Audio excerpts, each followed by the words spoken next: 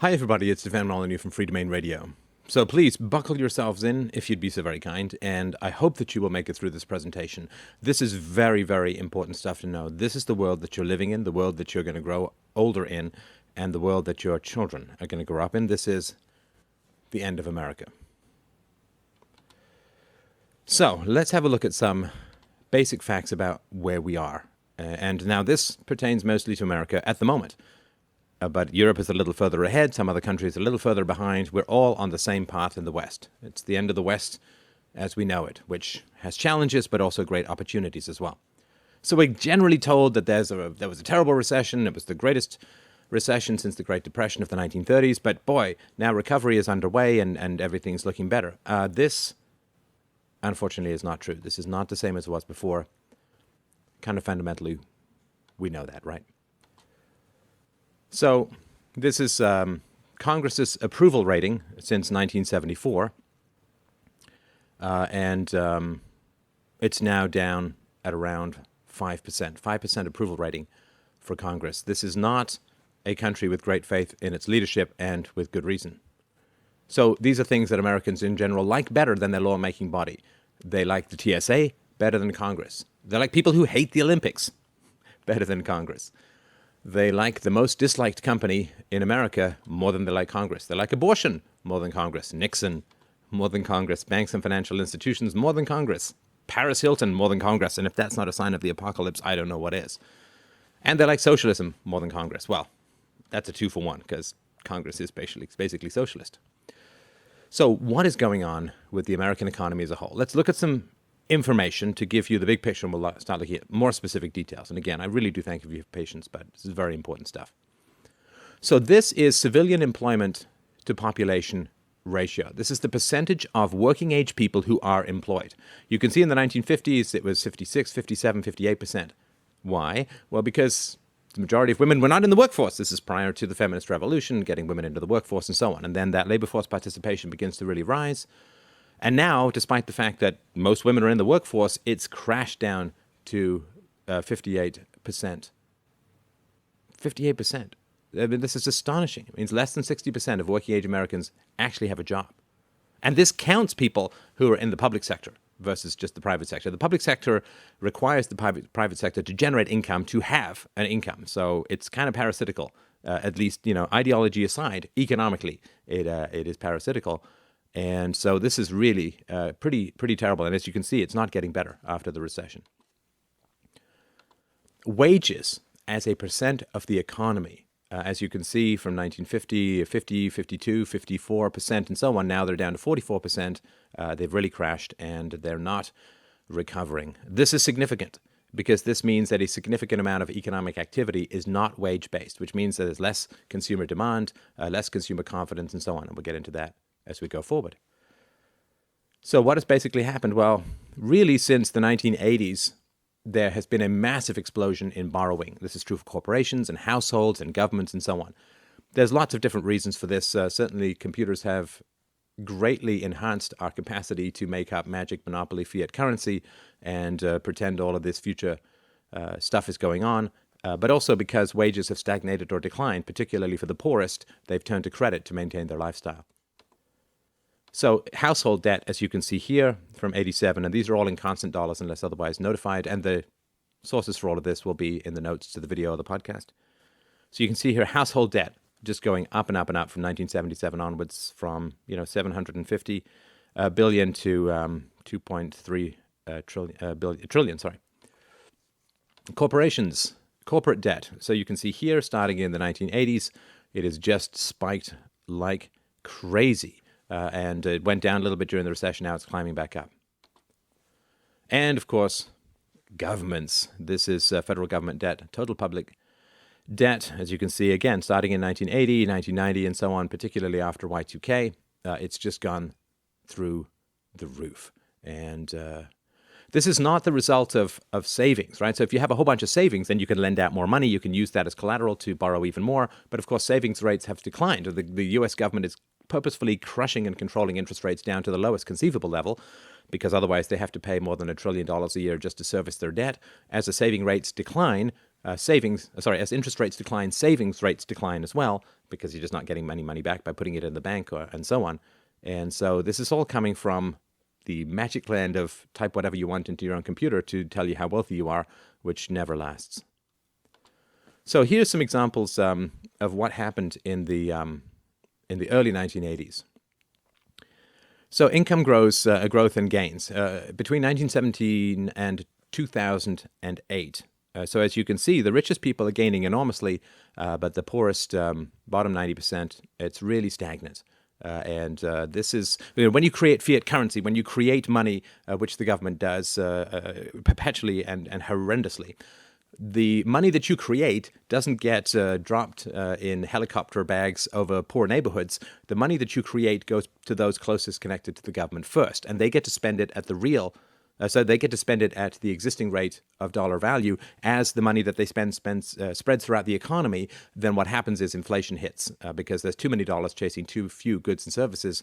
And so the poorest get the hardest hit from inflation, and the richest get the most benefit by getting their grubby hands first on the monopoly money that's created by the state. So this is one reason. There's many other reasons, but as you can see, this hasn't achieved the goal. I mean, the whole welfare state that started in the 60s, Lyndon Johnson's Great Society and so on, and Social Security, which started in the 30s, all of this was designed to close income disparities. But fundamentally, you have to recognize that whatever the government does is coercive in nature. At a personal level, at a private level, we all understand that violence will get you the opposite of what you want, right? If you stalk some woman, she ain't going to love you. If you kidnap some guy's kids to get a job, you're not going to be a model employee. You're certainly not going to get Employee of the Month. Whatever you use violence to achieve, you will end up achieving the opposite. And we've used the power of the state, the violence of the state, the violence of monopoly counterfeiting powers that the Federal Reserve has. We've used the violence of the state to attempt to address complex social issues. And since violence always produces the opposite of what we claim we want, right? How's the war on drugs gone, right? How's the war on illiteracy? How's the war on poverty? Poverty was being solved in the 1950s. About a percentage point a year was being reduced. Government intervened and decided to help people. So violence will always achieve the opposite of what we want. That's the fundamental issue that we're facing now is, you plant a demon seed, you raise a flower of fire, as the song goes, and that's really what we've done. So average hourly earnings, do you ever get that feeling that you're just not getting any richer? So look at this. This is from 1964 to 2008. 1964, the average hourly income in 2008 dollars was $17.54. In 2008, it was $18.52. So it's really been pretty stagnant for, 45, 46 years. And that's pretty tragic. That is pretty tragic. This, of course, is all propped up by debt, right? Everything that we're looking up here is propped up by debt. So if this was your income, but you were also now $200,000 in debt with no assets to show for it, right? You were in debt to a loan shark, to some mafia boss, to a casino, to Visa, then you'd say, well, your actually average hourly earnings are way down because these are all propped up by debt. This is really, really important to understand. If you put debt into the equation, this stuff looks ridiculously worse. So remember, in the 1960s, 1970s, all these government programs went in designed to close the income gap, to make a more egalitarian society. And of course, look what's happened. 2011, the richest 5% share of income in the U.S. has increased almost 30% since 1967. The bottom 20% share of income has declined 20% since 1967. So you see, whatever you try to achieve with violence, you will achieve the opposite of. This was supposed to close the gap. Violence was used. It's made it wider. So what's happened, of course, since the 1960s is social programs, so Medicare, Medicaid, and so on, basically transfers. You steal from one section of the population at gunpoint through taxation, or you steal from the unborn through debt, or you steal from the poor through inflation, through printing of money, the creation of money, and you take from one section of the population, you keep a massive overhead for yourself. In welfare programs, it's 60, 70, 80% of the money is kept by the government. So you steal from one person, you keep 60 cents of every dollar, and then you give 40 cents or 30 cents or 20 cents to the poor. Of course, the people who are bureaucrats love this kind of stuff. But here you can see this incredible rise in social programs, and this is fundamentally what's driving the deficit and the debt. The social programs as a percent of the economy, 1960, 4 or 5%. Now they are 16% of the GDP, are social programs. You understand this is not wealth. This is just wealth transfer. The thief gets wealthier if he lifts your wallet, but he's not exactly adding to the wealth of society as a whole. So social programs now are consuming the most federal tax revenues. It's the single biggest item. So as you can see here, this graph, the blue is the receipts, tax revenues, and they've remained relatively constant since the 1950s. It seems like government has grown a lot, but as a percentage of the economy, they have not. Although the percentage of the economy is really tricky to measure because there's been such an expansion in government and government programs, a lot of which are counted as a measure of the economy, that this graph would look a little bit different if we merely looked at the private sector, which we'll get to. But as you can see, the social programs are just eating everything up. And what's the result of this? Well, this cuts into everything else. Things like infrastructure, roads, bridges, maintenance. The backlog of decrepitude in the public sector is just crippling. So here you can see, you increase your social program spending and everything else turns to crap. Transfer payments, as mentioned, have now risen, and you can see here them rising. Transfer payments are rising, now consume 16% of GDP. Monstrous item. And what does this turn into? Well, so the total welfare spending that the government is lavishing upon the poor is $168 per day for every household in poverty, right?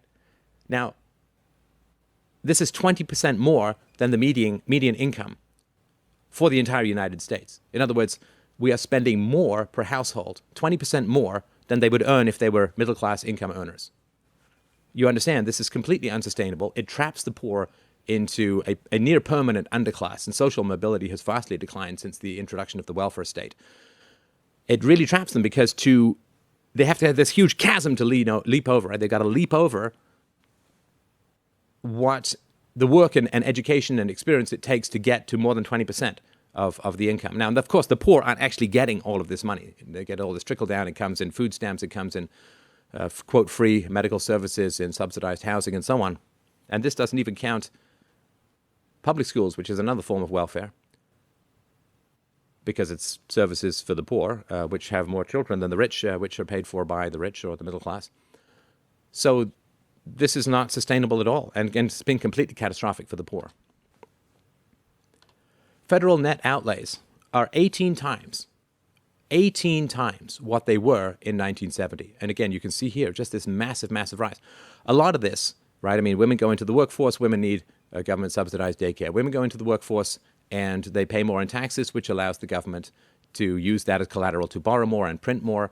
The welfare program traps people in a permanent underclass. And of course, when the government starts paying bills, the price cap of consumer resistance goes off completely. And so you can have all of this ridiculous overhead that goes into the healthcare system, and there's less pressure because the government is now paying more than 50 cents on the dollar for healthcare.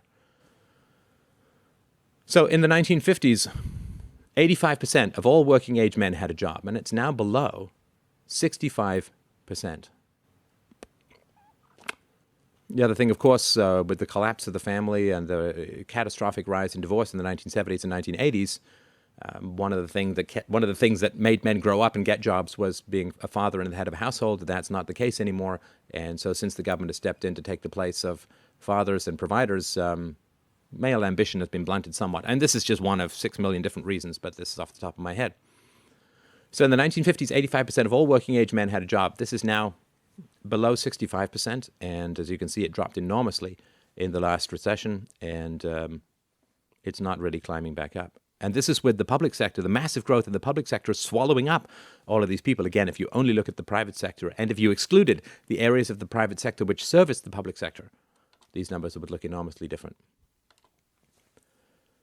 So this is employment population ratio again. As you can see, it rises up, it goes down, and it's now pretty low. So that's just some graphs, hopefully to get your attention. Let's look at some facts. So we're told that we're in a recovery because the numbers, of course, are being manipulated. This is, standard statism 101 is just lie and manipulate the numbers. So they reclassify unemployed people as no longer unemployed, right? So if you give up trying to get a job and you just leave the workplace, you're no longer counted as unemployed because you have to be actively looking for work. I guess if you die, you're no longer sick, but it sure as hell doesn't mean that you're healthy. There's a failure to distinguish between the public and the private sector. So if the public sector goes on a hiring binge, then this is counted as a reduction in unemployment, even though it adds to the deficit, adds to the debt, and removes people from the workforce who might otherwise be actually producing things of value in the private sector. So if you think that the public sector is the same as the private sector, then basically, well, I won't give you the metaphor, but it's not a good way to look at it. And of course, if you ignore debt, then the numbers look a whole lot better than they actually are. So let's have a look at some of the ways in which the unemployed are reclassified. So according to the U.S. Department of Labor, 163,000 new jobs were created in July 2012. Just pick a month. The reality is that the U.S. lost over 1.2 million jobs that month. Now, in the 5 months since June, 847,000 jobs were created, but 73% of those jobs were government jobs. And remember, there are 150,000 people in the U.S. entering the workforce in any given month. They're just graduating and whatever it is, turning that age. And so if you take that out of the equation, the government jobs, right? I mean, the government was working fine. It's not like they need all these new people. Lord knows they have enough people already. So if you don't count the government jobs, there's been a 500,000 deficit of jobs. So since January 2009, the labor force in the United States has increased by 827,000, but those not in the labor force has increased by 8.2 million, understand? People who are of working age, who used to be in the labor force, who are no longer in the labor force. They've gone gone, they've vanished. 8.2 million. If you were to put those numbers back in, well, so Barack Obama's been president for, I guess, a little over four years now. The number of Americans not in the workforce has increased by nearly 8.5 million. They've just vanished. And they're no longer counted as unemployed. But they were employed, and they're still of legal age to work, or age to work. And so the jobs gap is not closing. It's all smoke and mirrors. The U.S. lost 9 million private sector jobs during the Great Recession. Since job growth has resumed, 5 million private sector jobs have been created. Now, some of those, of course, are there to service the increase in the public sector. But the level of private sector jobs remains 13 million below the pre-crisis trend, right? So 150,000 jobs need to be created a month to keep up with the population growth. And so since the recession began, 30 million jobs have been lost, let alone the ones that needed to be created just to keep pace with population growth. So here's how it looks, right? So this is a graph which has the trend going on in sort of private sector payrolls, and you can see here in the black line that it's really gone down. And of course, it's starting to go back up. When the government hires a whole bunch of people, this stimulates private sector activity, right? So if the government opens up, the new department of, Bob's Let's Get Everyone Under 12 a Mohawk, department of whatever, then they need buildings, they need computers, they need training, they need office equipment, they need furniture, they need all of this stuff stimulated, but it's all nonsense. It's all smoke and mirrors. And it also drives up the price for everyone else. All the stuff that's being supplied to the new made-up government workers is driving up the price for everyone else because it raises demand in an artificial way. So it harms the private sector in a huge way. So unemployment since the recession has only tended to drop because people are leaving the workforce. It's not exactly what we want. Almost 550,000 Americans leave the labor force in any given month. So here's some more numbers, of course, since Jan 2009, 194,000 new jobs have been created. In that time, almost 15 million people have been added to the food stamp rolls. When Barack Obama first took office, long-term unemployed workers in the U.S., 2.6 million. There were long-term unemployed, 2.6 million. Now that number is sitting at 5.6 million. There are, it depends the numbers, you go 88, I've seen 102, 88 million working age Americans that are not employed and not looking for employment. Just sit on that number for a second. I know it's staggering. I've double checked it. There are about 88 million working age Americans not employed and not looking for employment. Right, so the percentage of working age Americans with a job has been under 59% for 39 months in a row. Now, since the recession, and certainly since 2000, there was a rise of manufacturing capacity and free trade in two areas, right? China and India. And this has been massively positive. China's experienced high single, double-digit growth rates, and in India, tens of thousands of people every month are being raised out of poverty as a result of free markets and free trade. But because America and Europe have very restrictive policies on manufacturing, right? Lots of pseudo-environmental concerns, lots of legalese, lots of legislation to control for health and safety stuff, which is really not necessary. Lots of things, unions and benefits and subsidies and all of that, pensions.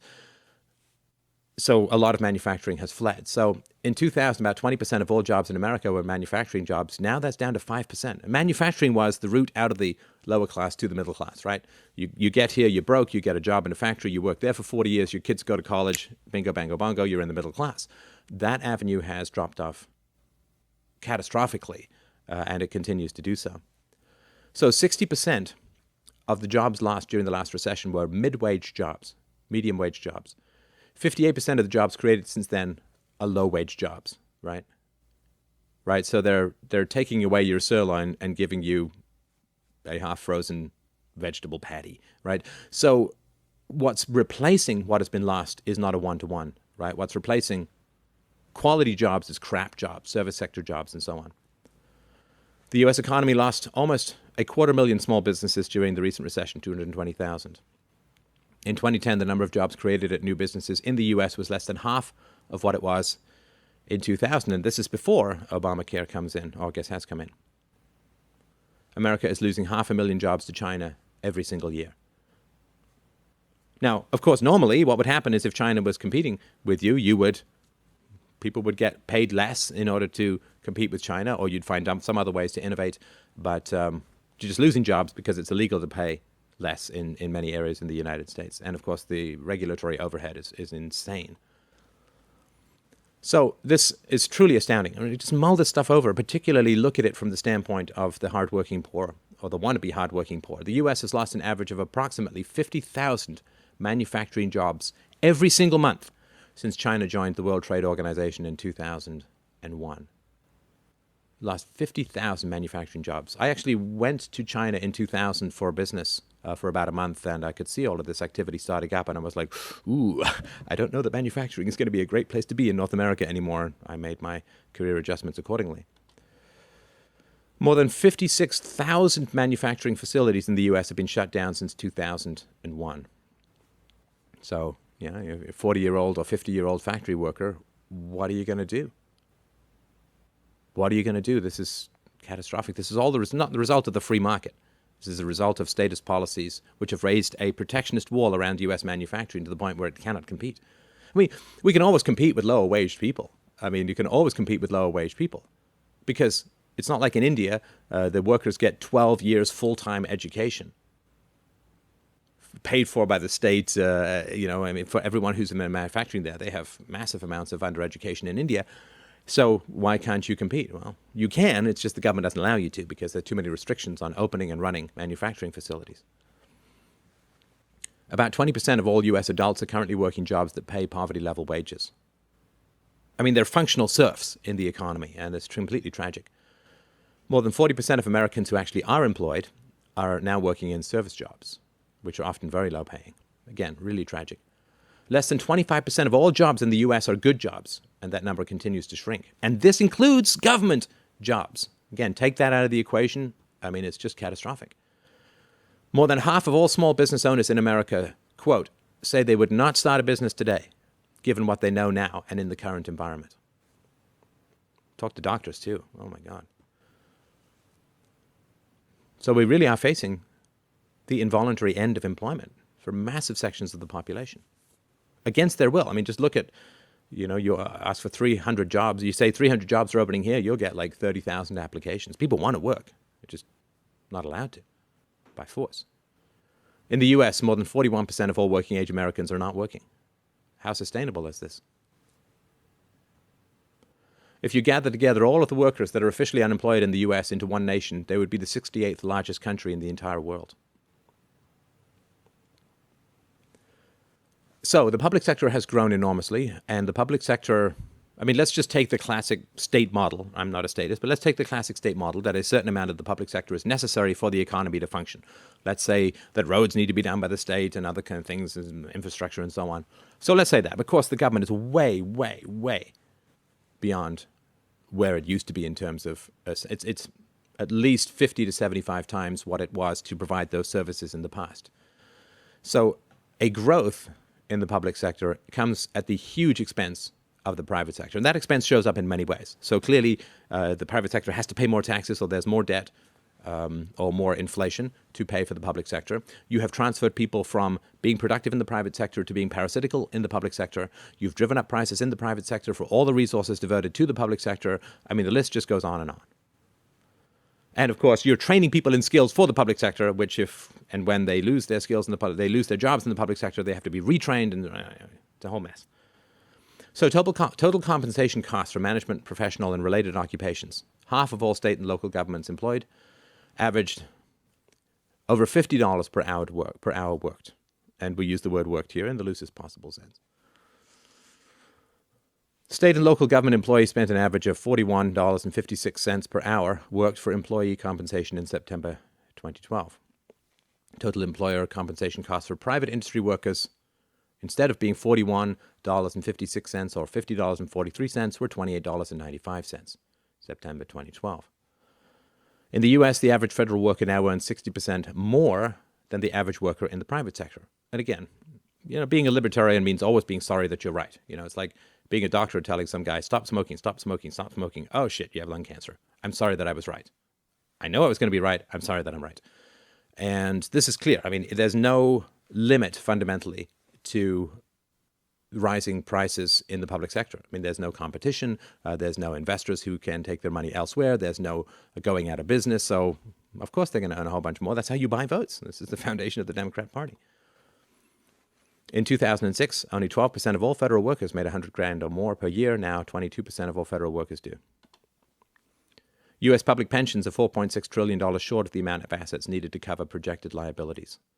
Right? So they got a whole bunch of money, and they're supposed to invest that money, and they're supposed to pay their retirees out of that money. They're way underfunded.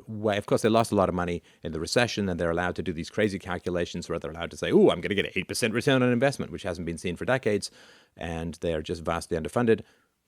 This is, of course, back to go and pillage the last kidney out of the last taxpayer to pay for all this nonsense, because pensions are a way of buying peace with public sector unions and private sector unions at the expense of the unborn, who have no say in the matter, can't vote, and don't even exist yet, right? Because you're kicking the can down the road when you give people pensions instead of wage increases, as is debt, right, fundamentally. So private sector job losses dwarf government gains. So since the start of the recession, the government has added 590,000 jobs, and the private sector has lost almost 8 million jobs. Since the Recovery Act, government has added 400,000 jobs. The private sector has lost 2.65 million jobs. Right. So the private sector is where you really need to look for the economic recovery. You cannot get economic recovery coming from the public sector. Right. That's like replacing your heart with a cancer. What is the payroll change since January of 2008? Right. Private sector has gone down minus 4%. All government has gone down minus 2%. Federal government, excluding the post office, has gone up almost 12%. And right, so this is just all the manipulation. Now, I mean, they're going to hire like crazy so they can bring their numbers down, and everyone at the Huffington Post can pretend that socialism works. The U.S. share of global GDP has fallen from 31.8% in 2001 to 21.6% in 2011. Do you understand? This is a complete catastrophe. It's gone down nearly a third in only 10 years. This is an utter collapse of the economy. 61% of all Americans were middle income back in 1971. Today, only 51% of all Americans are. Again, this includes the public sector. As we mentioned, in 1950, 80% of all men in the U.S. had jobs. Now, less than 65% of them have jobs. 1 out of every 4 American workers makes $10 an hour or less. $10 an hour or less. This is after the robot revolution. This is after the computer revolution. This is after the internet revolution. This is after the most massive potential gains in productivity that has ever occurred in the history of the world, in the history of any kind of economics whatsoever. And all of this has been diverted in a mad, violent plunge to attempt to redress social problems with the infinite, brutal, unsubtle club of government force. And this is the result. This is not what was planned, but this is what was predicted by anybody who had any sense of ethics property in the free market. Payroll change, this is from July 2012, payroll change since January 2008, minus 5 million. In the private sector, minus 4.61 million, right? So total payroll change has been minus 5 million. In the private sector, it's been the vast majority of that. 4.6 of that 5 million is in the private sector. The government has gone down 400,000 and change. The federal government, as we mentioned, has gone up 225,000 people. Okay, so this is startup jobs created per 1,000 Americans broken down by president. Bush Sr., Clinton, Bush Jr., and Obama. So let's look at how these numbers break down. Bush Sr., 11.3, Clinton, 11.2, Bush Jr., 10.8, Obama, 7.8. And this is not to pick on Obama. I mean, he, in a sense was promoted captain of the Titanic when it was 3 inches above the water. But you can see that these are really catastrophic numbers. 77% of Americans are living paycheck to paycheck at least some of the time. This is not how it was supposed to be. Median household income in America has fallen for 4 consecutive years. Overall, it has declined by over $4,000 over the last 4 years. Completely catastrophic. And this is a time of increased debt. 36% of Americans say that they don't contribute anything to retirement savings. A, they don't have the money, and B, they still believe in the mirage of Social Security. 24% of American workers say they have postponed their planned retirement age in the past year. The ancient, the new world. 43% of Americans have less than $10,000 saved up for retirement, which isn't going to do any good to you at all. 28% of all Americans do not have a single penny saved for emergencies, and this means that they're hanging by a thread above the chasm of falling out of even the lower classes into the dependent classes. So, 40, 50 years ago, America, like most of the West, launched a massive program to accelerate the end of poverty. Poverty was already being solved in the post-war period. This was to accelerate the end of poverty.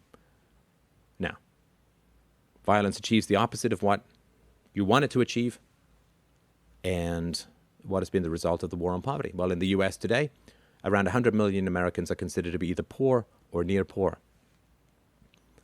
Back in 2007, 19.2% of all American families had a net worth of zero or less than zero. By 2010, that figure had soared to 32.5%. 40% of all Americans have $500 or less in savings. Right? You grow the economy primarily through putting money in the bank, which then gets lent to entrepreneurs who start new businesses, who provide new services, who invest in capital improvements to become more productive, who invest in education for their workers, whatever it is. You ain't saving, you ain't growing. And you ain't saving. About 10 million households in the U.S. don't even have a single bank account. Kind of off the grid, and not because they're super wealthy. The U.S. has a higher percentage of workers doing low-wage work than any other major industrialized nation. In 2010, 2.6 million more Americans fell into poverty. Largest increase ever seen since the U.S. government began keeping statistics on this back in 1959. Violence achieves the opposite. You wage a war on poverty, you will swell poverty.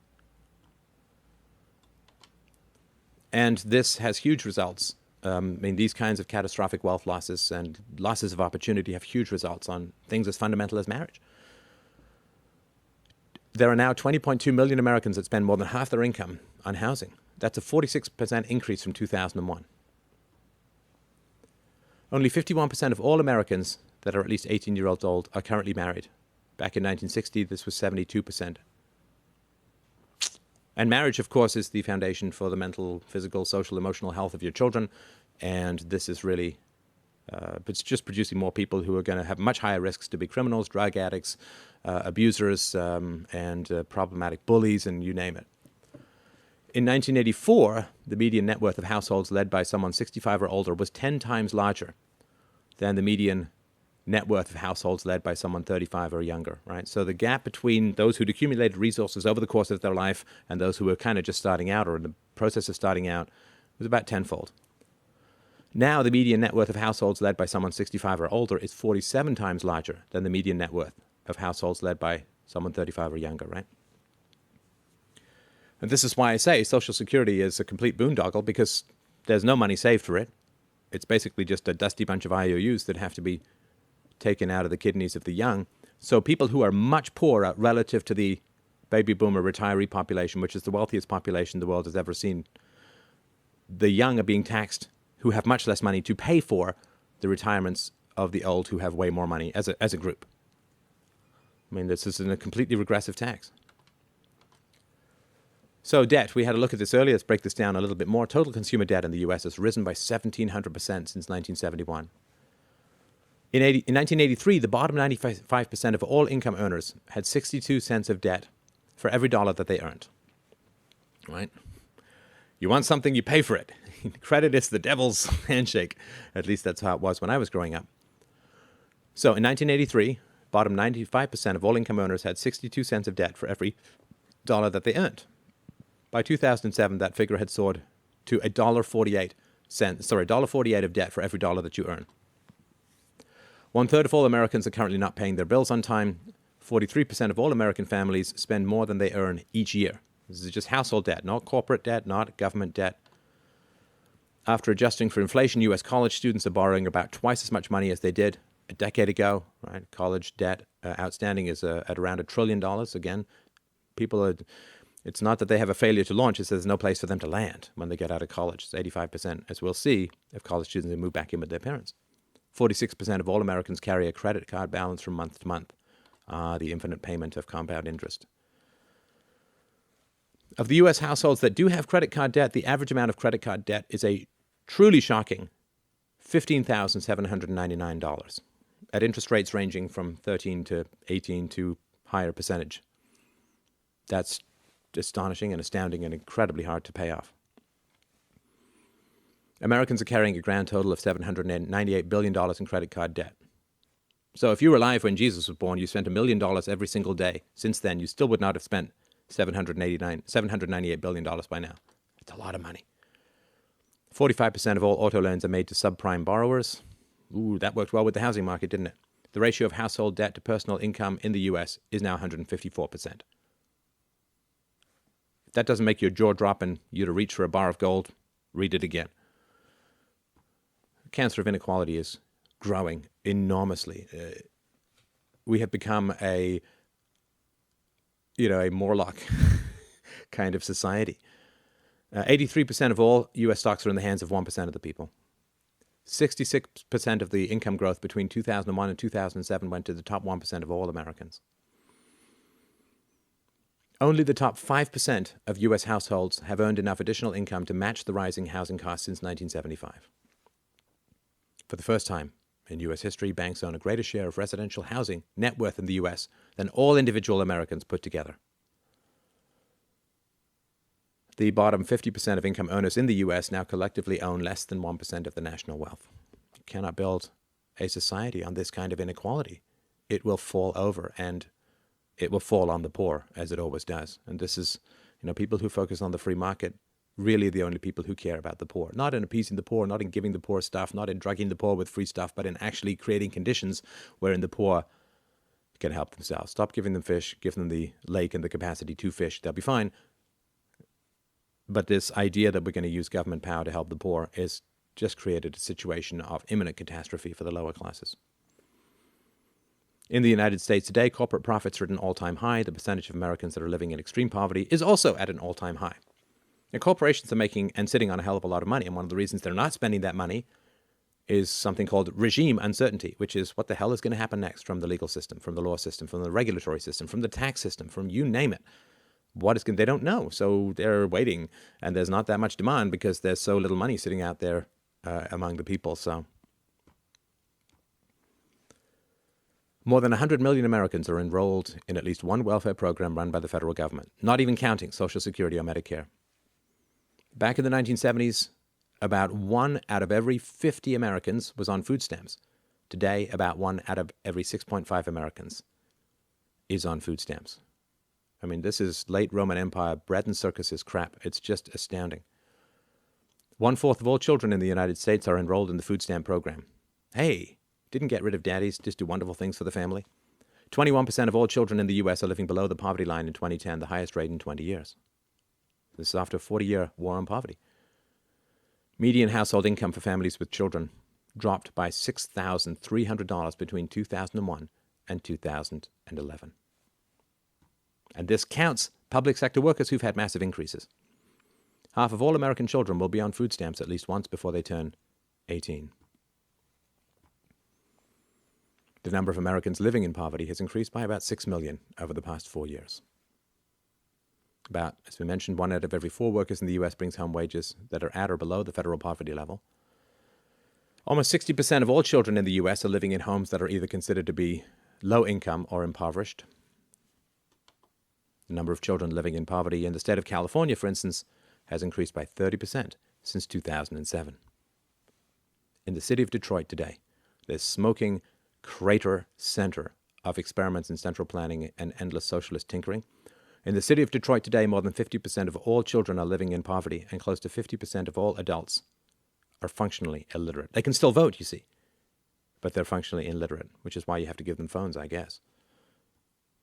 49% of all Americans live in a home where at least one person receives financial assistance from the federal government. This is why you can't cut these programs. The programs will be cut. Mathematics will do a fine job of cutting the programs, but you can't cut them politically unless you actually have a bald-faced, reality-based conversation with the American voter. But unfortunately, the American voter has been trained by the government to believe in the government for 12 years, so you would first have to dismantle the propaganda, and that takes a huge amount of work, certainly longer than your average election cycle.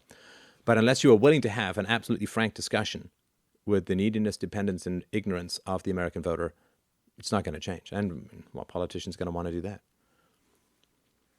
Right, so in 1983, it was less than 30% of Americans lived in a home with one person receiving financial assistance. Now it's almost 50%. Number of Americans living in poverty rose to a new all-time record of almost 50 million. During 2011, 53% of all Americans with a bachelor's degree under the age of 25 were either unemployed or underemployed. And again, this counts those who got jobs in the public sector. 85% of all college seniors plan on moving back in with their parents after graduation. Yay. Life never starts. Now, the real inflation rates have been estimated at 10% per year.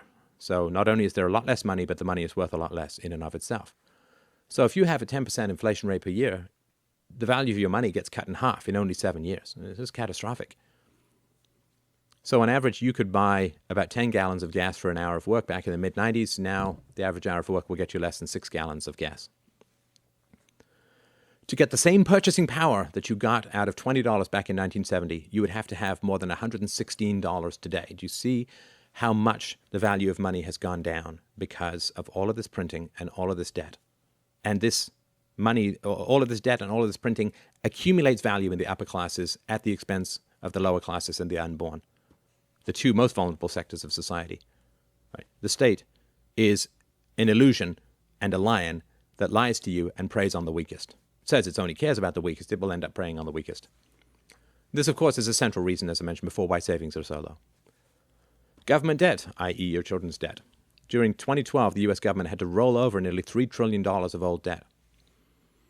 The U.S. national debt is now more than 22 times larger than it was when Jimmy Carter became president, where it was relatively peanuts. During the Obama administration, the U.S. government has accumulated more debt than it did from the time that George Washington took office to the time that Bill Clinton took office. And please, let's not hear anything about how Bill Clinton's administration produced a surplus. That was all nonsense. That surplus was financial scumjiggery. And also, because there was a huge tech boom, taxes went up, but it was all a bubble. So I hope I won't get too much nonsense about that.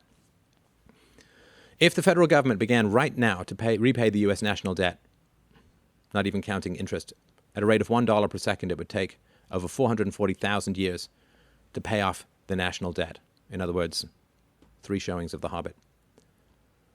If Bill Gates gave away every single penny of his fortune to the U.S. government, it would only cover the U.S. budget deficit, not the debt or the operating expenses, the budget deficit for about 15 days. It's never going to be repaid, people. Never going to. The U.S. national debt is increasing by about $150 million every single hour. So I better hurry up or I'm going to be $160 million worth of podcasting. During fiscal year 2012, 62% of the federal budget was spent on entitlements. Entitlements. Can't cut the government without cutting entitlements. And this whole Republican plan of, well, if you don't increase taxes, you will cut government spending. It's all nonsense. In 1965, only about 1 of every 50 Americans was on Medicaid. Today, 1 out of every 6 Americans is on Medicaid. Can you believe it? A government program grew and went over budget. First time for everything, I guess. So this is, as Doug Casey's mentioned, this is the Greatest Depression. The condition of the U.S. economy today mirrors the economic situation prior to the Great Depression. So there's slow economic growth, massive deficits, high unemployment and foreclosures, and a shaky banking system. Real unemployment, not the magic monkey numbering that goes from the government's statisticians, real unemployment is at the same level it was during the Great Depression, which is at about 25%. But now the drop in house prices and sales is actually worse than it was during the Great Depression. And the stock market has been dropping, and stocks are currently overvalued as much as 50%. And youth unemployment, of course, in the U.S. is now at the highest level that we've seen since World War II. But it's even worse in some ways. Because the Great Depression in the 1930s didn't have any of the structural economic and social problems, nor the massive unfunded liabilities and obligations. In 1929, just prior to the Great Depression, manufactured by the Federal Reserve, America was not $16 trillion in debt. It was not facing over $100 trillion in unfunded liabilities. Right. So the amount of money that the government is committed to pay that it can't pay is $360,000 per citizen. Not per household, not per co-joined twins, per citizen. In 1929, most of the states were not bankrupt, insolvent, and dependent on government handouts to survive. One county, Cook County, which includes Chicago, Illinois, now owes over $108 billion in debt, the biggest part of it in unfunded government employee pensions. That ball is still, right, that's that ball still rolling down towards Indiana Jones. These unfunded liabilities of the future are far worse than our existing problems. In 1929, there were not 21 million government employees with bloated salaries, obscene pensions, and free health care for life. Right? As I mentioned before, 1 out of 5 federal employees earn over $100,000. In 1929, there was no such thing as Social Security or Medicare or Medicaid. The federal government did not have these obligations written into law that threatened to consume the entire federal budget within a few years.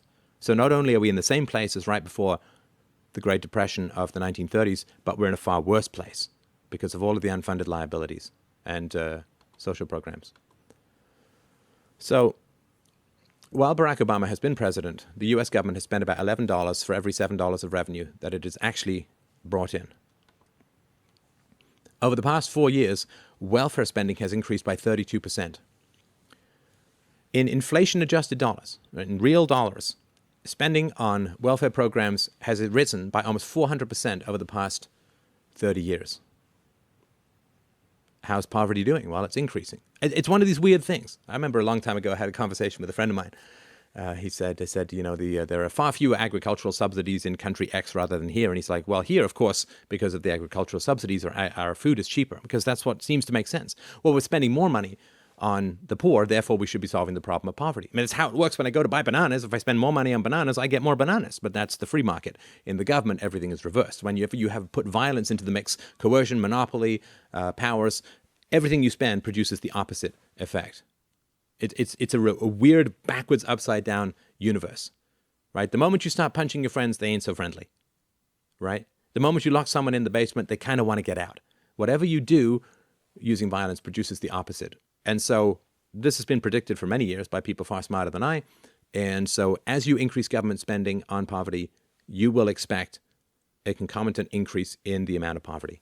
When you spend government money fighting drugs, you will expect an increase in the amount of drugs being bought and sold. When you spend government money to reduce the price of healthcare, you will expect the price of healthcare to rise. Violence produces the opposite. If the federal government used GAAP accounting standards like publicly traded corporations are forced to do by the government, right? Remember, the government is all about setting up rules that exclude you. The real federal budget deficit for 2011 would have been $5 trillion instead of $1.3 trillion. Right? So don't believe anything that they're telling you. Don't believe anything that they're telling you. It is far worse. But of course, those who are in the upper classes, in the media classes, in the political classes, they need you to pretend that there's a recovery, that the green shoots are not the fingers of zombies coming up to strangle you, right? They need you to believe this stuff so that you won't panic, to prop up the stock prices, to keep them going for another year or two in office, right? They're just, This is the captain of the Titanic telling everyone at a 30-degree angle, everything's fine, don't worry about it. It's because he wants to get to the lifeboat. I don't believe anything that they're telling you. The United States already has more government debt per capita than Greece, Portugal, Italy, Ireland, or Spain, right? The pigs of Europe.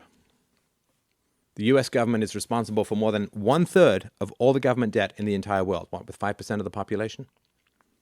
The amount of US government debt held by foreigners is about 5 times larger than it was a decade ago, and they're only holding on to that debt. They're only holding on to these bonds because if the moment they start selling it, they'll have to record the resulting loss in value in their books, and they'll go into heavy deficits or even worse deficits.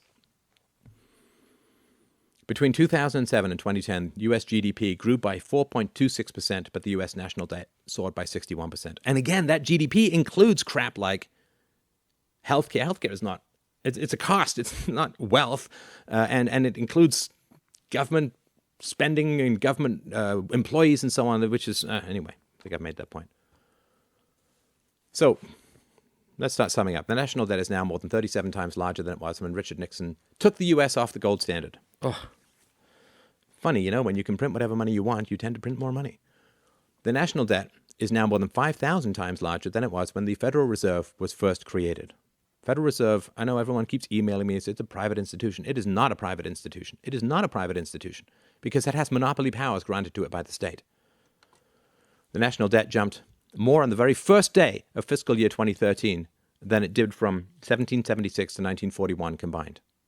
Let me say that again. It's really, really important to understand this. The national debt jumped more on the very first day of fiscal year 2013, first day, than it did from 1776 to 1941 combined.